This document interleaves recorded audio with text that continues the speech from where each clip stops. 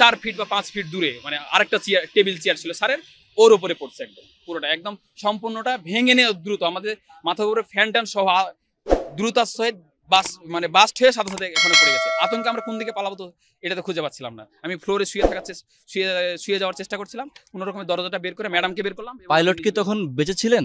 আমি ওটাতে খেয়াল করিনি, ওখানে আমি বুঝতেই পারিনি যে ওটা পাইলট ছিল। কথা আমি তো আতঙ্কে মানে ওখানে হচ্ছে ধুলাবালির মানে অন্ধকারে ওখানে কি পড়ছে সেটা কিন্তু আমি মানে বুঝি নাই, বুঝতে পারি নাই। যে মতো হচ্ছে আমি অফিসের মধ্যে বসেছিলাম, বসে থাকা অবস্থায় বিকট শব্দ সাথে সাথে আমার উপরে যে মানে টিন শেডের একটা ছাদ ছিল, ফল ছাদ, ওই ছাদটা ভেঙে গুঁড়ো বালি ধুলো বালি টালি এগুলা ভিতরে একদম বিকট শব্দ। তখন বুঝতে পারছি যে ওপরে কিছু একটা পড়ছে, বিকট শব্দ, বিস্ফোরণ হয়েছে কোনো কিছু একটা। ভয়ে আতঙ্কে কোন দিকে দরজা কোন দিকে কি এটা খুঁজে পাচ্ছিলাম না। কোনো রকমে বের হলাম, বের হয়ে আবার উপর দিকে তাকাচ্ছি, দেখছি এখানে